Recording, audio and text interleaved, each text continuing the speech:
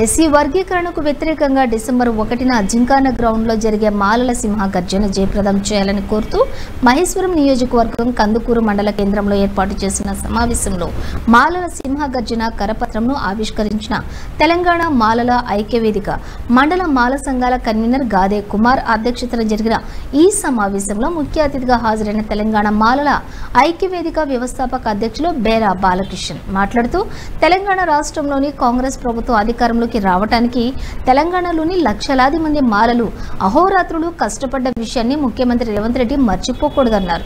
కార్యక్రమంలోని మహేశ్వరం నియోజకవర్గం మాల ఉద్యోగస్తుల నాయకులు యాలాల శ్రీశైలం, గాడి లక్ష్మయ్య, రాములు యాదయ్య, వీరమల్లు నరసింహ, సర్పంచ్ సంఘం నాయకుడు యాలాల శ్రీనివాస్, ఆకుల మైలారం పాండు, పాసం శ్రీనివాస్, దారా బాలరాజు, విష్ణురవి, భర్తకి రవి రాజులతో పాటుగా 200 మందికి పైగా మాల సంఘాల నాయకులు పాల్గొన్నారు.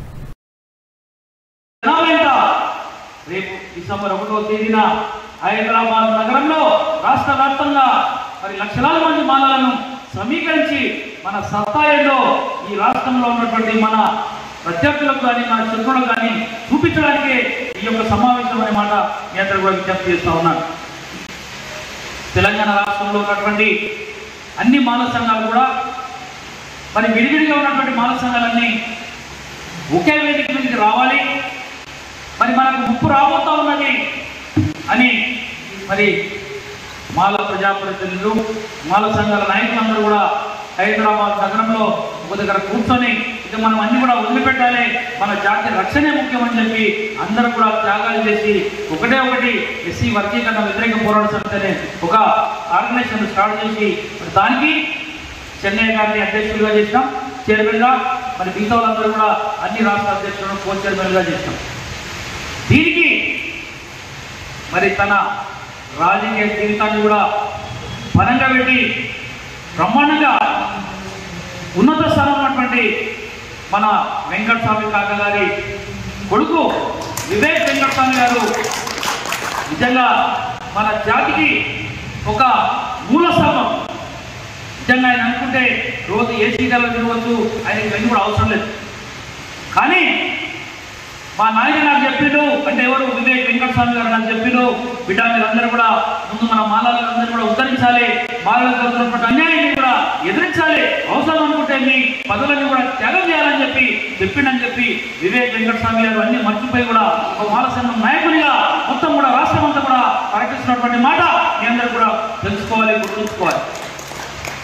ఒక్క వివేక్ వెంకటస్వామి గారే కాదు, వర్ధనపేట శాసనసభ్యులు కేఆర్ నాగరాజు గారు, మాలకొండూరు ఎమ్మెల్యే మేడిపల్లి సత్యం గారు, అదేవిధంగా మొన్ననే నాగర్ కర్నూలులో కొంత వెనుక ముందైనా కానీ వివేకానందులే వచ్చి నేనేంటని చెప్పి వంశీ గారు కూడా మన నాగర్ కర్నూలు వీటికి వచ్చినారు. ఇట్లా అనేక మంది కూడా మాల ఎమ్మెల్యేలందరూ కూడా మన సత్తాయిలో చూపించాలని చెప్పి విశ్వ ప్రయత్నం చేస్తూ ఉన్నారు.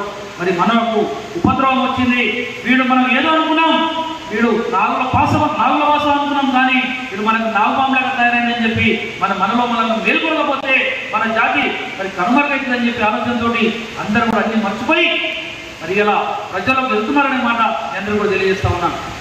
నిన్న సంగారెడ్డికి వెళ్ళాడు మన వివేక్ గారు, మొన్న ఖమ్మంకి వెళ్ళాడు, అంతకుముందు ఆదిలాబాద్కి వెళ్ళాడు. ఎక్కడ పోయినా కొంత వేలాది మంది ఉద్యోగస్తులు కూడా ఇలా బయటకు వచ్చి మేమున్నాం, రేపు హైదరాబాద్కి రావడానికి సిద్ధంగా ఉన్నామని చెప్పి చేయుతున్నటువంటి మాట అందరూ కూడా తెలుసుకోవాలని చెప్పి నేను విజ్ఞప్తి చేస్తూ ఉన్నాను. రాష్ట్ర రాజకీయాలు అందరూ కూడా అందరూ చెప్పినారు. ఇప్పుడు నేను ముఖ్యంగా ఈ కందుకూరు మండలంలో ముఖ్యంగా మహేశ్వరం నియోజకవర్గంలో ఉన్న జిల్లాలో కూడా పెట్టారు మన వాళ్ళందరూ కూడా. ఇలా కందుకూరులో మహేశ్వరంలో కందుకూరులో బలమైనటువంటి మాల సమాజం ఉందనే మాట మీ అందరూ కూడా తెలుసు. అక్కడికి నాకు ఫోన్ చేశారు, అన్న ఆయనకి ఇవ్వాలంటే 100% ఇచ్చేసాయని చెప్పాం. నిజంగా ఎవరెవరు కంకణం కట్టాలి, గజ్జ కట్టాలన్నా మనం అన్ని రాజకీయ పార్టీలో పనిచేస్తాం, అది వదిలిపెట్టేసేయండి. ప్రధానమంత్రి గారు, గౌరవ మోడీ గారు ఏదైతే కొంతమంది రిటైర్ అయ్యే మూమెంట్ చంద్రచూడ్ గారిని దగ్గర పెట్టుకొని రిటైర్ అయినటువంటి రమణ గారిని దగ్గర పెట్టుకొని వాళ్ళకి అయితే ఎక్కడో పంచాయతీ తీసుకొచ్చి, కందుకూలైన పంచాయతీ తీసుకొచ్చి ఎక్కడో ఇబ్రాహీంపట్నంలో చూపించి మనం తీర్పిచ్చినాడు. అంటే మీ ప్రాంతవాసి, తిమ్మాపూర్ గ్రామవాసి, కేంద్ర మంత్రి కిషన్ రెడ్డి ఇది కూడా ప్రజానికానికి తెలియజేయాలి. ఎలా తెలివిగా వాడిని అక్కడనే పంపించేసి తెలివిగా రాష్ట్ర ప్రభుత్వం నిర్ణయించిగా అన్న చెప్పి పడాక మీరు చాట తౌడు వచ్చిన కొట్లాడుకోవడం అయింది. ఈ పద్ధతిని సృష్టించింది ఎవరంటే కిషన్ రెడ్డి గారు లాంటి తెలివికల్లోడైన మాట మరి మన కందుకూరు మండలం నుంచి మొదలు కావాలని చెప్పి నేను విజ్ఞప్తి చేస్తా ఉన్నాను.